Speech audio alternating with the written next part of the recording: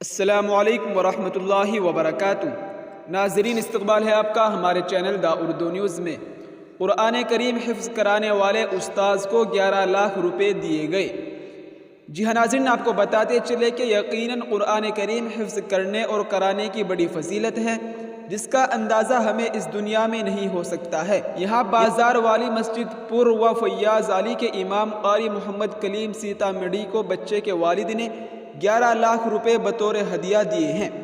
Hapur road پر واقع star Harry teach میں منعقدہ تقریب میں قاری محمد کلیم امام بازار والی مسجد پر و فیاض علی نے بتایا کہ ایک طالب علم جس کا نام محمد سعد بن محمد یونس باری ہے، جس نے تقریباً 17 مہینوں میں حفظ قرآن کریم مکمل کیا ہے، حفظ قرآن کی تکمیل کی خوشی میں بچے کے والد نے مسجد کے امام کو 11 لاکھ روپے ہدیہ کیے ہیں، جس میں سے 5 لاکھ روپے موقع پر نقد دیے ہیں، باقی 6 لاکھ روپے کا چیک بھی دے دیا ہے، جو اس وقت ادا کیا جائے گا جب بچہ تراویح میں قرآن کریم سنائے گا۔